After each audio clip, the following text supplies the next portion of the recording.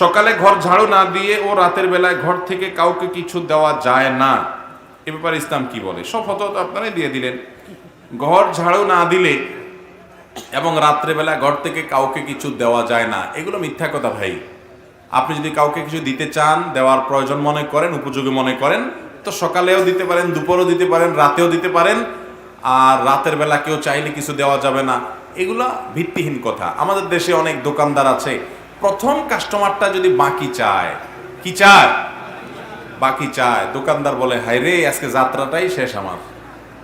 ঠিক না ভাই? ঠিক। বাকি চাওয়া লাগে না।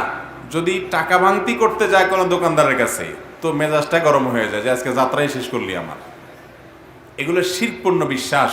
ইমানদারের সমস্ত ফালতু বিশ্বাসে বিশ্বাসী হবে না। প্রথম কাস্টমার বাকি আসলে তাকে বাকি দিলে বা টাকা ভাঙতি দিলে আমার আর সারাদিন ভালো ব্যবসা হবে না, এগুলো শিরকপূর্ণ বিশ্বাস। আমার ভালো ব্যবসা হওয়া না হয় এটা আমার তাকদিরের ফয়সালার উপর নির্ভর করে। ঠিক না বেঠিক?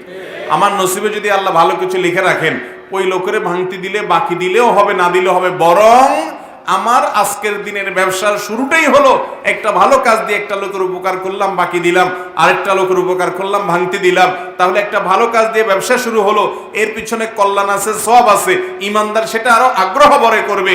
আর ওইটার কারণে যদি আপনার মধ্যে হেজিটেশন হয়, আপনার মধ্যে মনে হয় হায় রে আমার আজকের দিনটা গেল, তাহলে বুঝতে হবে আপনি কুসংস্কারের বিশ্বাসে আছেন, আপনার মধ্যে শিরকপূর্ণ বিশ্বাস আছে, আপনি আল্লাহকে এখনো চিনেন নাই, আপনি তাওহীদে বিশ্বাসী না, ঈমানের দুর্বলতা আছে।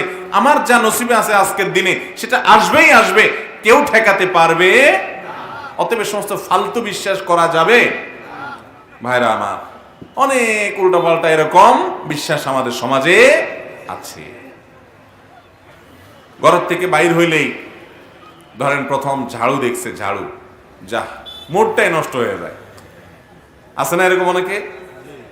ঘর থেকে বাইর হয়েছে গ্রামে, উঠানে মহিলা একেবারে দরজা বরাবর ঝাড়ুটা এত সুন্দর একটা পজিশনে রাখছে, ওই পজিশনে ঝাড়ুতে এক বেচারা বাইরে হয়ে ঝাড়ুর দিকে নজর পড়ছে, যা আমার কপালে আজকে জাটার বাড়িয়ে আছে। তাহলে এরকম ফালতু বিশ্বাসে করা মানুষ আছে না নাই?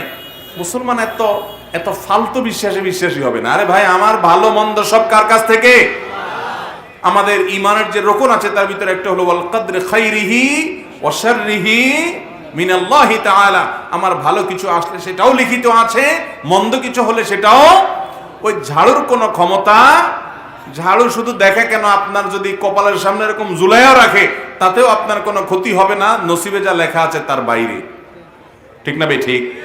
অতএব সমস্ত ফালতু বিশ্বাস করা যাবে। অনেক এলাকা আছে কিছু লোকেরে বলে অপয়া, অপয়া, কুফা, এর মুখ দেখলে আমার আজকে যাত্রা শেষ। এরকম ফালতু বিশ্বাস আছে না নাই ভাইরা আমার? অনেকে বাইর হওয়ার সময় হঠাৎ করে কাকের ডাক শুনছে, বলে শেষ আজকের দিনটা। এগুলো ইমানদারের বিশ্বাস হতে, ইমানদার তো তাকদিরে বিশ্বাসী, সে জানে তার ভালো মন্দ সব লিপিবদ্ধ আছে আল্লাহর তরফ থেকে, এগুলার কোনো ক্ষমতা